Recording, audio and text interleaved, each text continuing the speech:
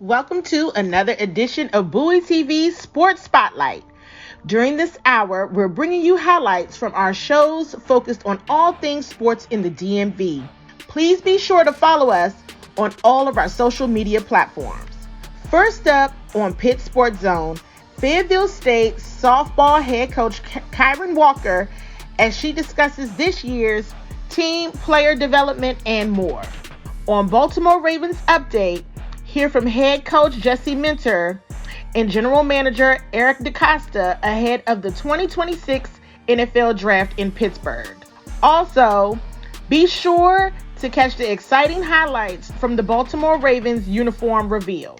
Lastly, on Washington Commanders Update, Candi Waller shares her insights on the Washington Commanders pre-draft press conference.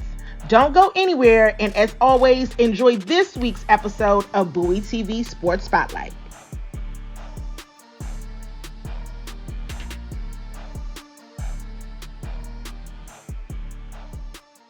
What's going on, everybody? You know what it is. I'm your host, Pitt Sports Zone is coming to you live.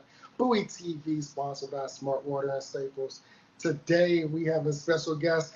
It's been a minute. I think it was 2025. When I first met you in Spartansburg, South Carolina, and I was like, because Coach be running from the pictures. He's like, I don't want a picture. Just take a picture of the girls. But finally got you on. Thank you today, Coach Kyrin Walker, Fayetteville State University. How you doing today? I'm doing good. Thank you for having me.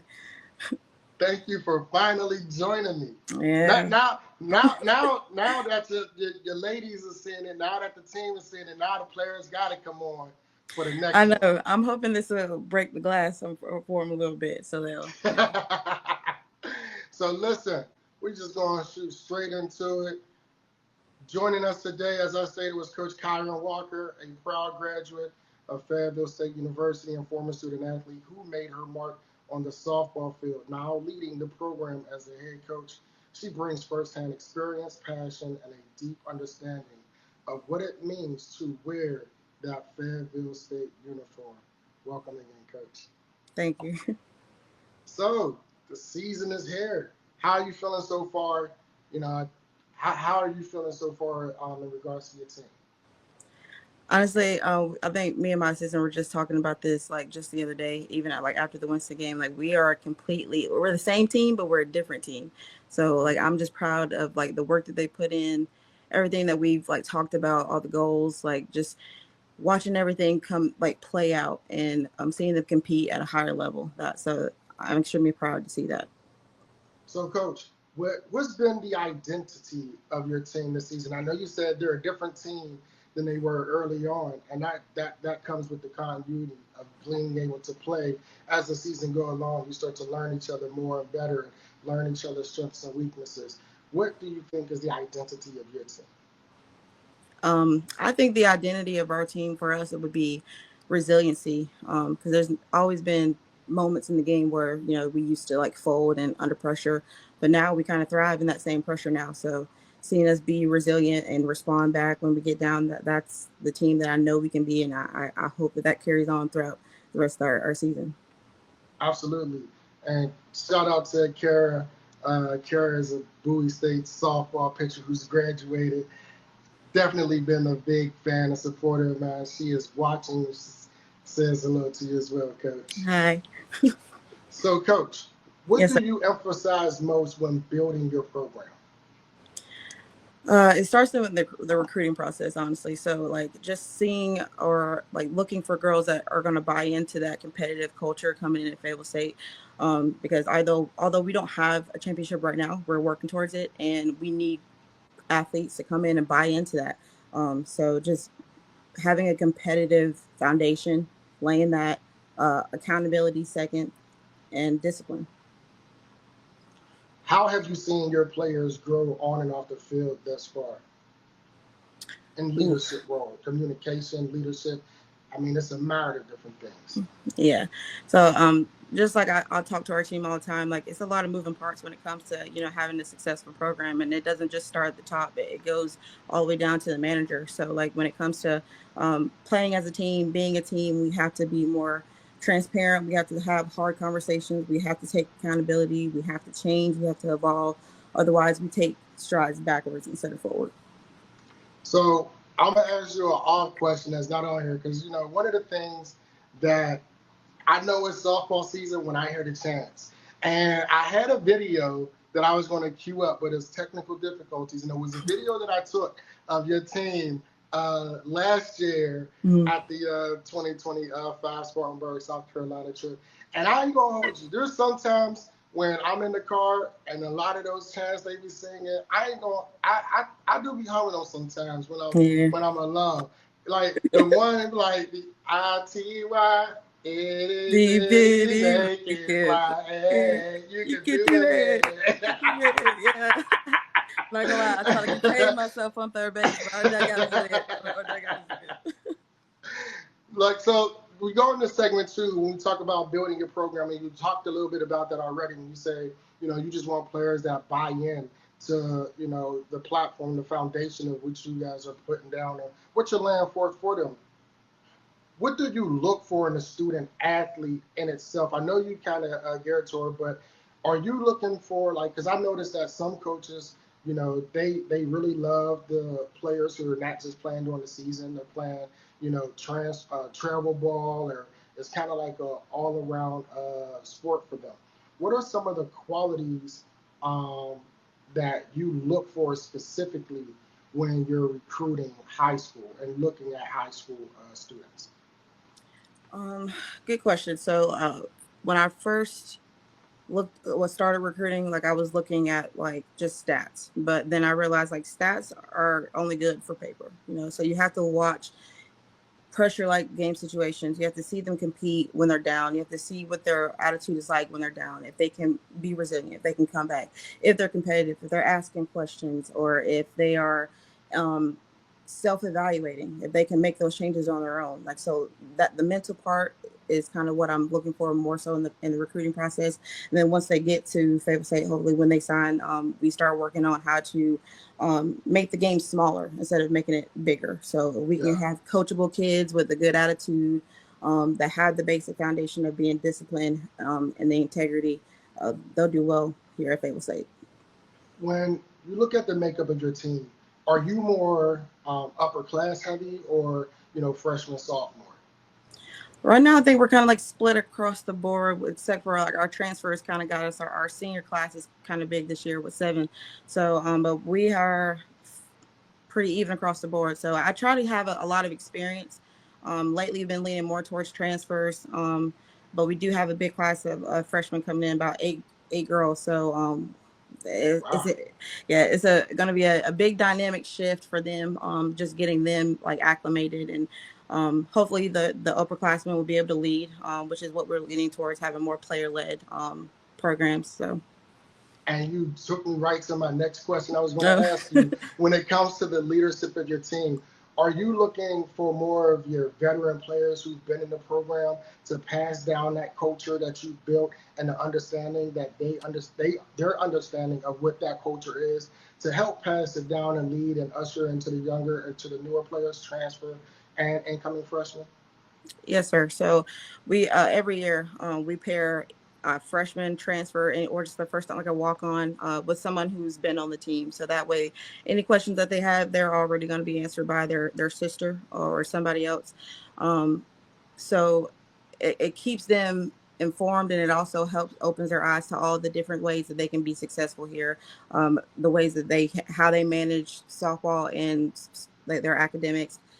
Conditioning, 6 a.m.s, just the day-to-day life of being a student athlete, being out of state. So it's easier for them to be, I guess, to walk into this atmosphere whenever we have leaders like our juniors and senior class who've been here all 4 years that can tell them, how the program works. So, as you know, I focus heavily on HBCU athletics. Yes, I do give a lot of coverage to Morgan and Bowie. However, I spread the love all around because it's a bigger goal, it's a bigger path, and I think that the more exposure we get as a whole, the better we are as we continue to grow as university institutions and colleges. So for this next segment, it's something that I really love to do. And I really love highlighting the next generation of players. And generally, my goal when doing this is I really love to put players and high school players in that particular state of a coach to really give an introduction, to be an olive branch to establish a connection and relationship, if foreseeable down the future when it pertains to your softball program at Fayetteville State University. So for this next one, so of course, like I said, we also like to highlight the next generation of talent. Now for this special player, this one is personal because Peyton Adams is my cousin. She's my younger cousin. And she is doing great things both in the classroom and on the softball field. She's a catcher for Orange High School Panthers. She continues to grow and grow in her dedication, leadership, and a strong work ethic. And I am proud to highlight her as my sport player of the year. So Peyton, Coach Walker, that's Peyton Adams. Hi, Peyton. Nice to meet you. Hi, you too. So I'm going to break the ice for Peyton. Wait, did I lose Peyton? I did. Let's bring Peyton back to the stage. I was moving too quick. She was released. Right, she was released. She said, whoo, that was the quickest interview I ever had. So, Peyton, to break the ice for you, can you share a little bit about yourself, the school, your position, your grade, and what motivated you and what made you want to play softball? I've been playing softball since I was 8. I'm 14. I play catcher, but I'm a utility player. I can play pretty much anywhere but pitch. Okay. What motivated me to play softball? When I was younger, I was just looking for sports to play, and softball is something I actually enjoyed because it challenged me, and I like being challenged because I like being good at what I do, but I also like a challenge.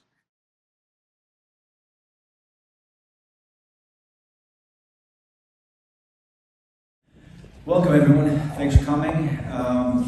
We finished up last week our third set of meetings, draft meetings with our coaches. It's great to get those guys together with us for the first time, talking about the players. Really, really happy with what everybody's accomplished over the last 6 to 8 weeks. Starting with the combine and then the coaches going off the road, looking at guys, the tape work, the evaluations, the interview process, and all those various things. Feel really good about the process and excited for next week. Questions?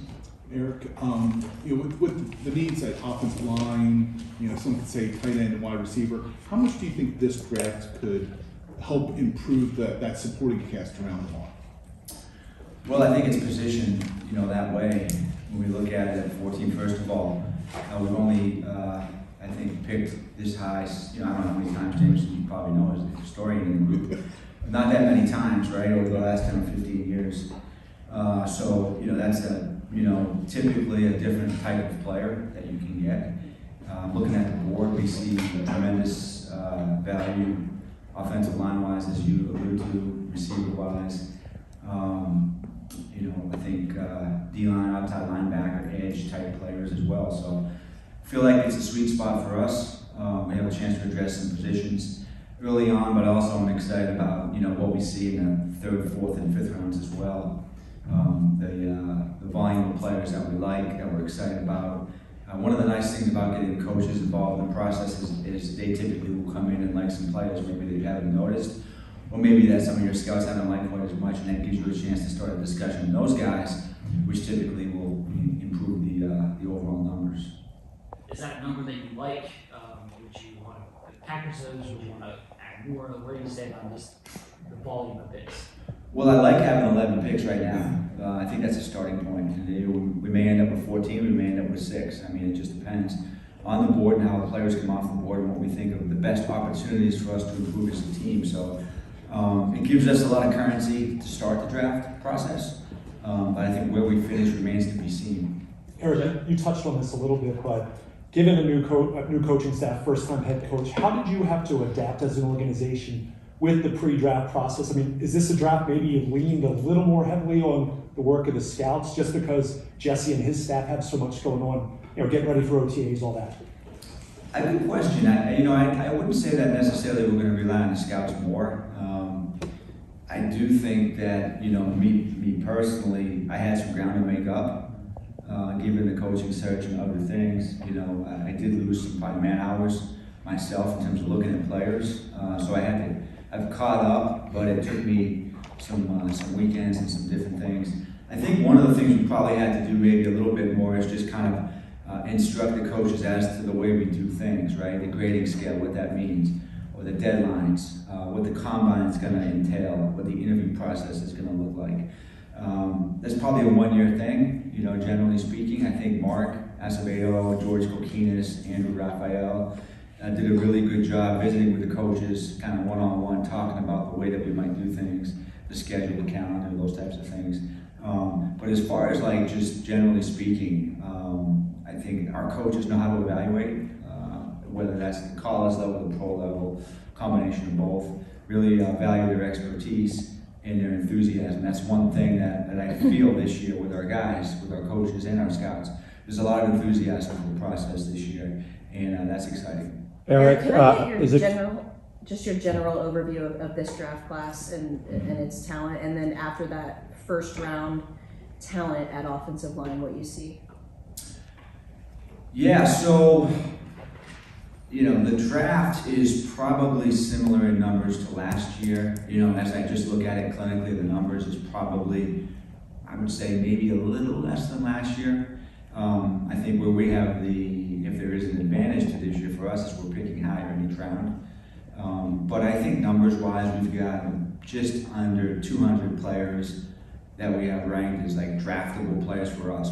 That doesn't mean there aren't more players, but for us, about 200, I think it's 197, that we have as draftable players for us. Now that would mean that if the board came off exactly the same way as we have it, then we'd have to go outside that range to finish our draft because there's over 250 picks in the draft. But we think it's a solid draft. First round wise, there's definitely a drop off probably midway through the round in terms of talent, but looking at the overall numbers and the players that we think have a chance to be starters in this draft, probably similar to the last couple of years, I would say. I do think that there's some really intriguing guys for us. We've got 4 fifth-round picks. And we've challenged the coaches and scouts, I think, to hit on some of those players, which would be really good.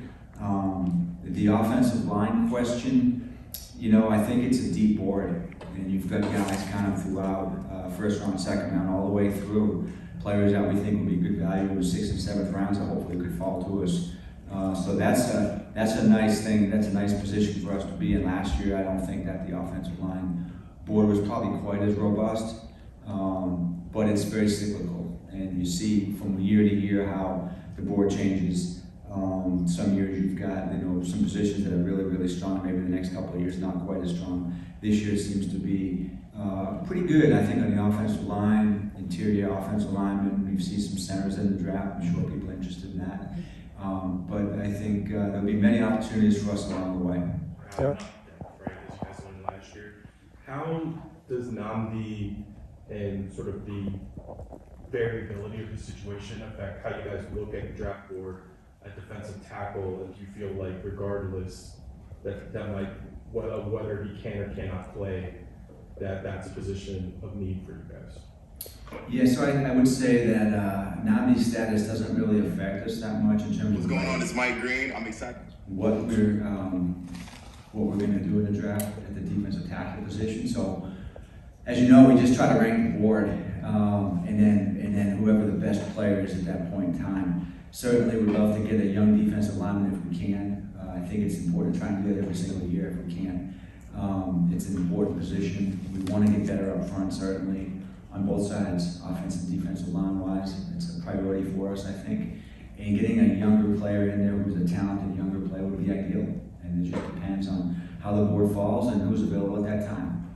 Eric, guys in front of you? I don't think necessarily that. I think I do tease Brandon Burning, who's a Midwest. He's a national scout for us in the Midwest. He lives in Wisconsin. He loves Wisconsin players. And I always tease him that he's trying to push those guys up the board. It's been kind of lean in Wisconsin for the last couple of years. But he's notoriously a homer for the Wisconsin players. Back in the day, now we don't do this now, but back in the day, we used to, we had a prize for the scouts that could sign undrafted free agents that would make the team. It was a cash prize. And we haven't done it in a long time. Coach Billick used to do it. And so that would make things pretty interesting after the draft, because if you actually signed a player and he made the team, you'd get an envelope with some money. This is going back now, like, however, 20 years or whatever it is. But that was interesting back in the day. Guys were scrambling and be competition, because there's only so many guys you can sign, right? That was an interesting part of it back in those days. It was wild days back then. But we still, I think there's definitely, if you sign an undrafted guy that makes the team, it's definitely like a badge of honor for us. Like, if you're the scout that recommended that guy or a coach, you guys kind of work together, work in tandem at different positions. Something that we really prize and something that we really appreciate. See what's there at that point. That's a great question. There's a lot of different ways to do that, and we've tried different ways. Some years you just basically, we've thought maybe just target the quote premium positions, maybe. Other years we're just going strictly off the draft board best available. And then some years it's probably more nuanced. It's the positions that we haven't addressed, right? So that if we've drafted players at certain positions, then we get into the later rounds and we're probably not going to double dip because we've already taken guys at those positions. So there's a lot of ways to do it. I think there's been an increased reliance on analytics in some ways. And every team does it differently, and maybe every team does it differently every year, right? So that's a hard part of scouting. And there's been some years where we've been very excited to get a guy like in the 6th round, 7th round, and you're like literally one pick away, and he gets picked. And you're kind of like looking up at the board going, man, we don't like any of these guys to the left, right? So that's just, it is what it is, and someone's calling you and they see somebody they love and they want to trade. And sometimes that's the best possible scenario. Especially maybe if you could trade a pick for a future pick in another draft class where where you might get additional value, you might get a discount. So that's just, it's a hard part, it's a fun part of the draft. It's a challenge, certainly, percentage-wise, to hit on those guys, especially when you get to the 5th, 6th, and 7th round. The percentages really kind of plummet from the 4th round. 4th round, you're okay. 5th round, 6th round, 7th round, you see percentages really kind of go down. So when you can hit on a guy like that, it can really make your draft class. Fair. Now you're picking the middle as opposed to later. Well, that's another thing that's really kind of interesting phenomenon is we've seen less. I call it slippage, but in the draft, the first couple of rounds come off pretty easy to predict. I think. I don't know exactly why that is. There seems to be more of a consensus among teams. I think part of that is because of media coverage and social media and things like that, consensus boards and different things that you can get online. There seems to be so much interest in the draft now compared to 25 years ago. The coverage is so much that the idea of sleepers and players that maybe kind of under the radar doesn't seem to happen quite as much. It used to be that we could find players maybe in certain rounds that other clubs weren't even aware of, right? Non-combine guys, potentially, small school guys. You see very few small school guys now because these small school guys end up going to big schools. They start at small schools and go to big schools.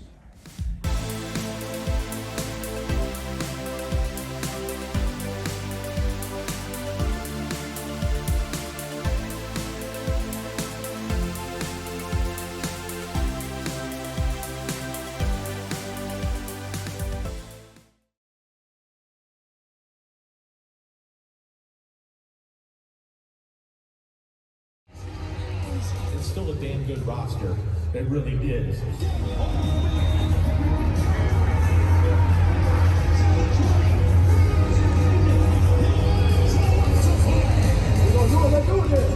the Ravens fans that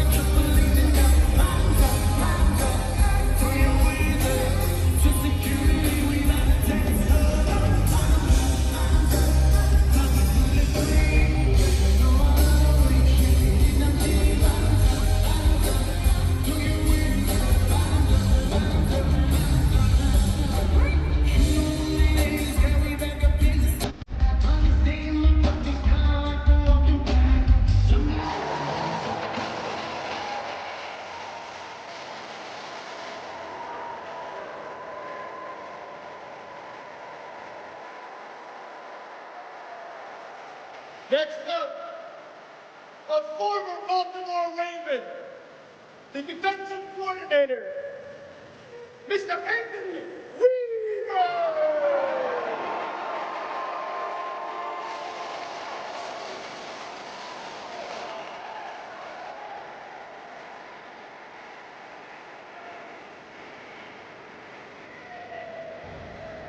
Next up, he's the offensive coordinator who's going to take this offense to new heights. Ladies and gentlemen, Doyle!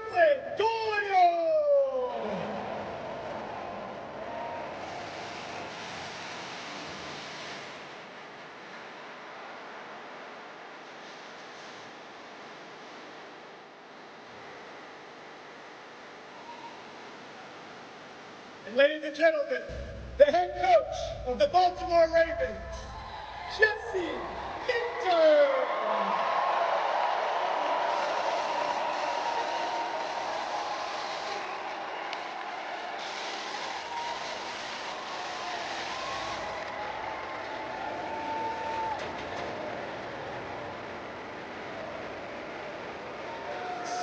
Sashi Brown, thank you very much. It's time for the coaches to get to the stage.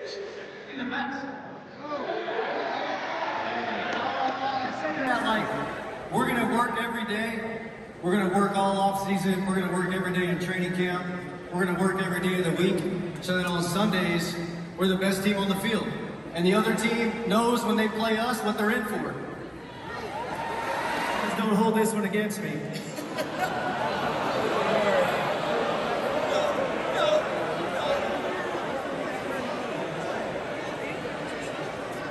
All right, did you all write down an answer? All right, CoCap, we'll let you finish up. You're going to be the first one to reveal it. Spin it around and say in the microphone who you put. I went with all-time great, so I'm going to say Fayetteville Ray Lewis. That's just fan service. That's fan service. Fan service. Play it to the crowd. Good answer. Coach Weaver, what do you say? I was trying to connect the dots of his dad being in Cincinnati. Yep. So I went boomer size. Okay, lefty. All right. Declan Doyle. I was on the same trail as Weave. All right, he grew up in Indiana, so I went Peyton Manning. Peyton Manning. Jesse Minter, why don't we reveal your favorite player as a kid growing up? So I did grow up in Indiana. My favorite player growing up, he became the quarterback when I was in like junior high.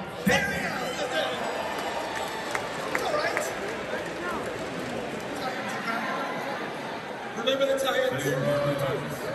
Remember the Titans.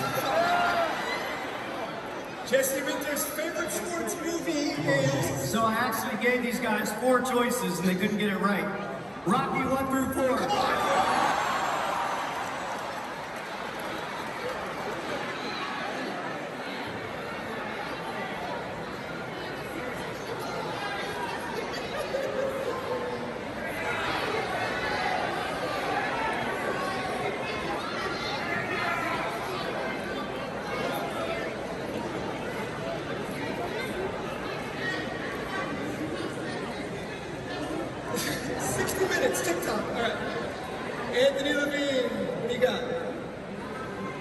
Jesse Miller team, I got Relentless. I like it.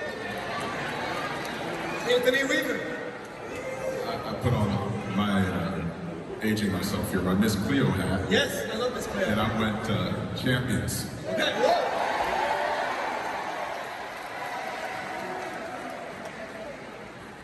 almost went violent, but I'm gonna go connected. Jesse, take it away. So I had to kind of cut this down to one word, but we're only after one thing, and that's to be the best. Let's go! My kickoff team, yeah, they ran right by me. I remember that. You look over at the Giants sideline. They said, all right, we're back. We're in this game. Before the game, in the tunnel, Michael, Peter, defense was saying to the offense, in the tunnel, get 10, we win. 10 points. What was the score at the end of halftime?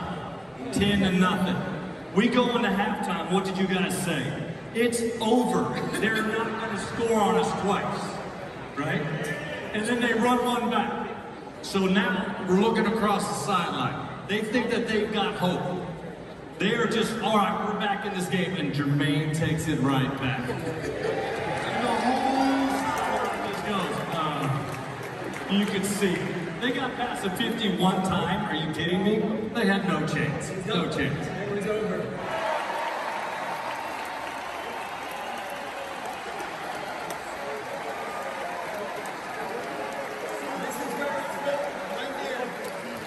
Burst onto the NFL scene in 1996 with a bold look. Purple jerseys, black pants, and a black helmet introduced a franchise with an identity as tough as our city. Jerseys carried white numbers trimmed in gold, flying Ravens sleeve art, and white nameplates, while the pants featured a white stripe and the now iconic Raven Shield logo. Road, the Ravens flipped to white jerseys with purple block numbers, with the same pants and helmet.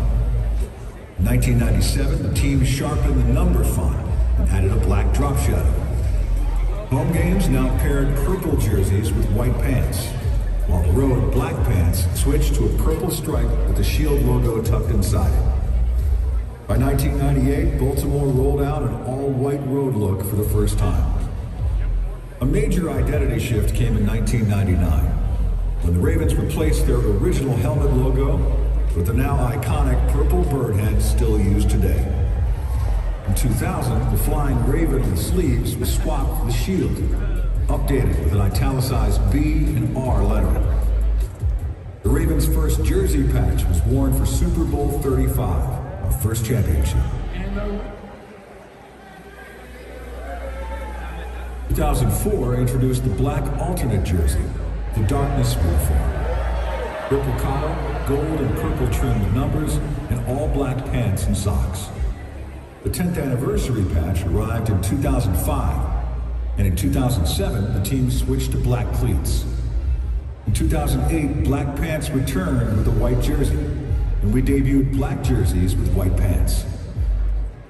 White on white returned part-time in 2009. The Ravens revived purple jerseys with black pants in 2010, mixing and matching 6 total combos. In 2012, the collar changed slightly, and the team added an Art Modell tribute patch, plus a Super Bowl 47 patch for our second championship. In 2015, we added a 20th season patch and wore gold pants for the first and only time. The Ravens color rush uniform debuted in 2016, featuring an all-purple look with gold numbers and striped purple pants. In 2018, new purple pants with black and white striping expanded the wardrobe to 10 combinations. In 2024, the Ravens unveiled their first ever alternate helmet, the Purple Rising design, debuting it against the Bengals alongside the color rush uniforms.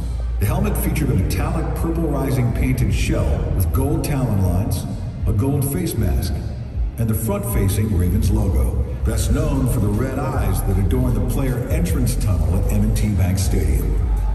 And that brings us to 2026. After 30 seasons, the Ravens unveil a completely new uniform closet, inspired by the past and built for the future. Fantastic terrors adorned in purple and black are ready for the next flight. Ladies and gentlemen, here is your first look at the new Ravens uniforms. The next flight starts now.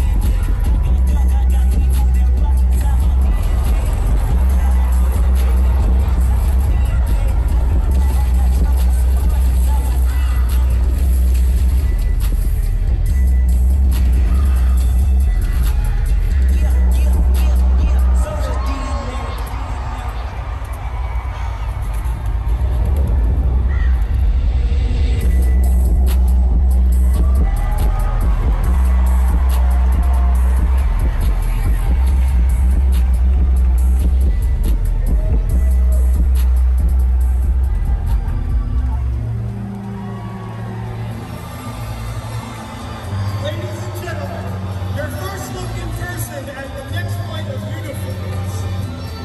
First up, wearing the new purple uniforms, please welcome Mike Green and special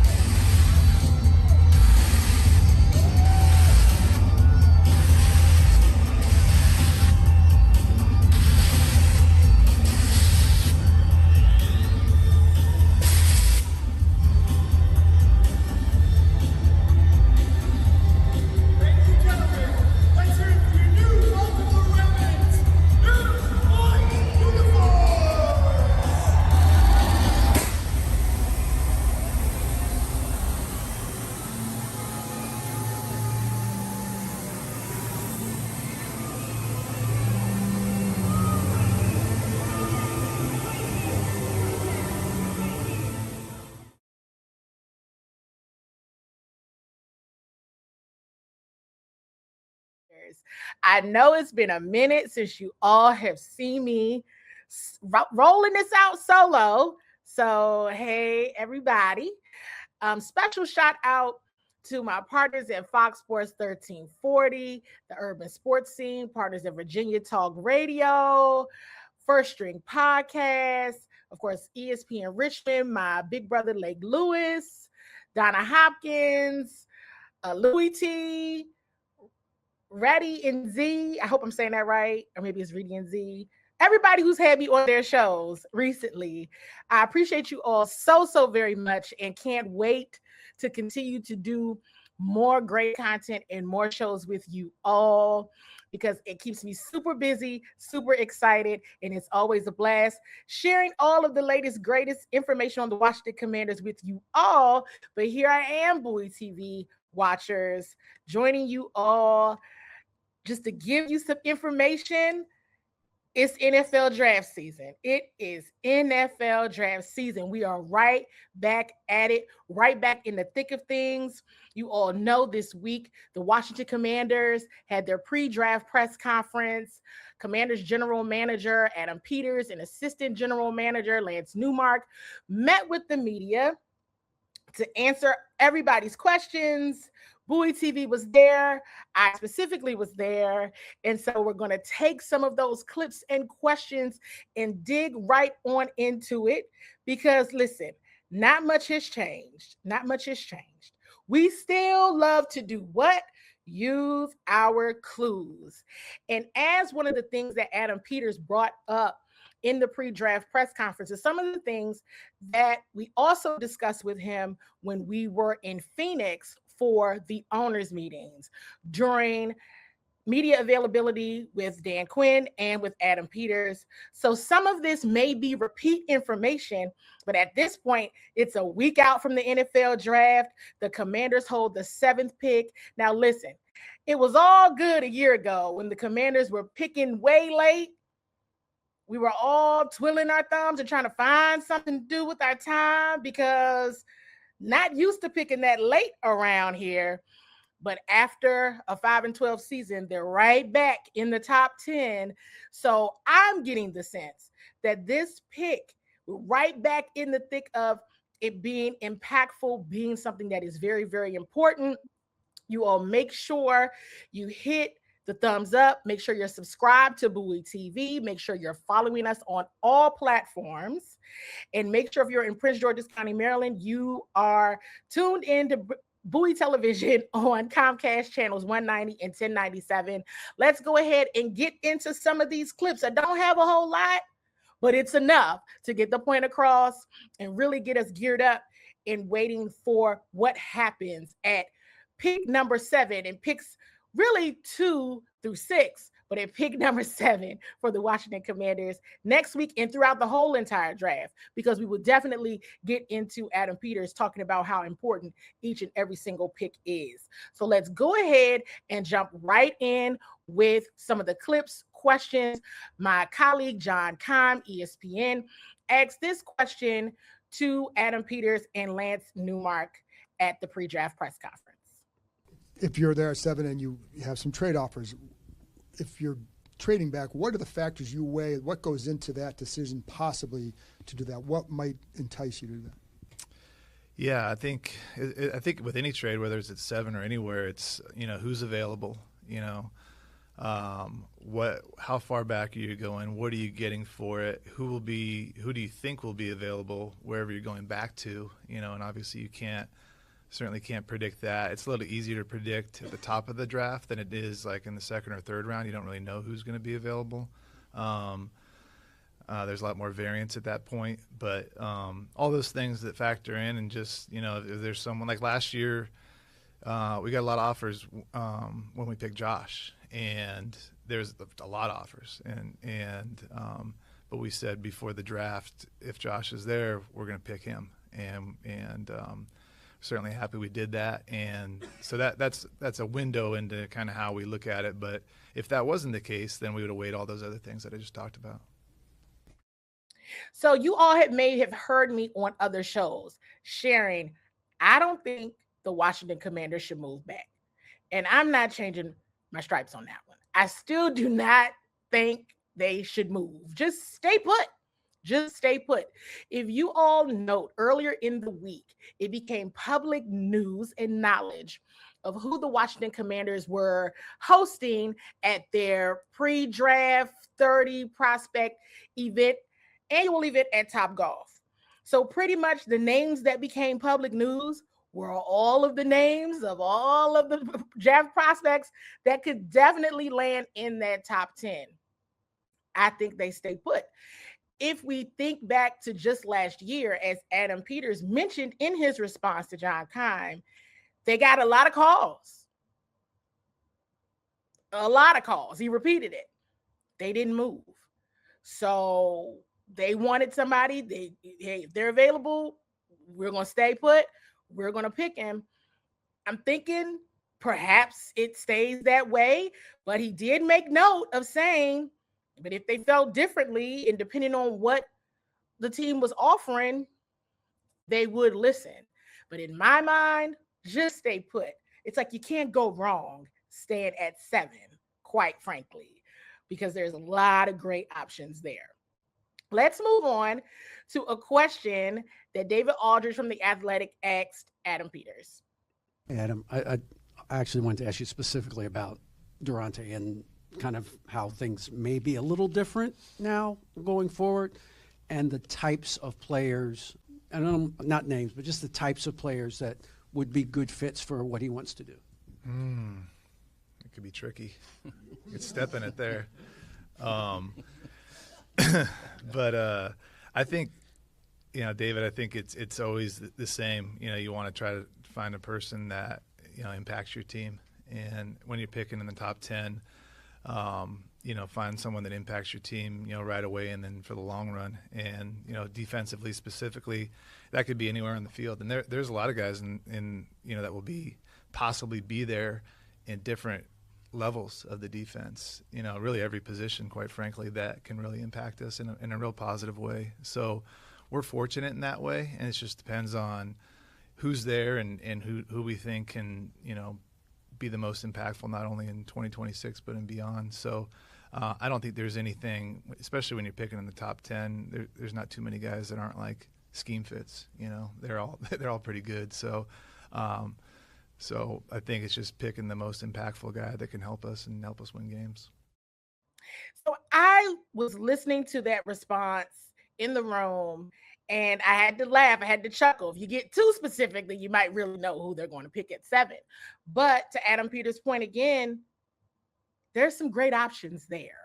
If you're looking at defense, then hey, there's a ton of possibilities, right? What if in the event Sonny Styles is there? What if in the event Caleb Downs is there? What if in the event Mansour Delane is there?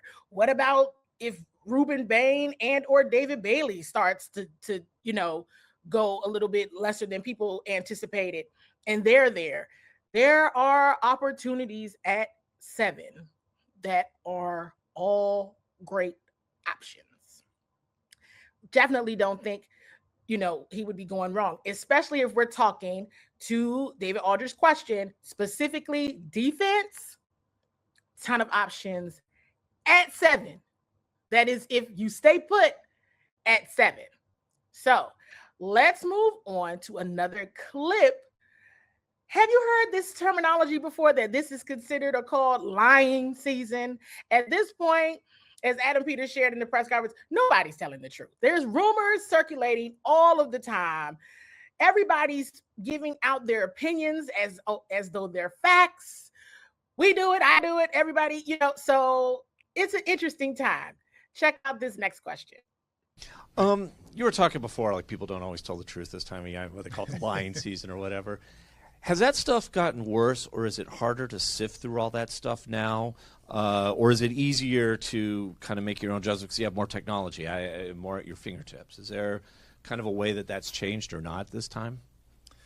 I thought about that, and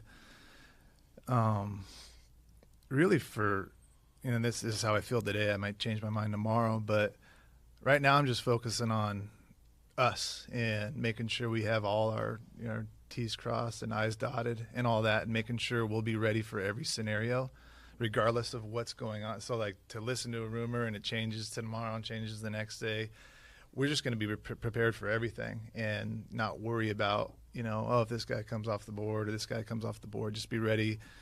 Okay, this is what we want, and if that's not the case, then, and if not, then, and so on and so forth. So that's interesting you asked that question, because I was just thinking about that this morning. It's like we just got to figure out what we need to do for ourselves, and we can't control what's above us. So that's how I feel today. Ask me again tomorrow.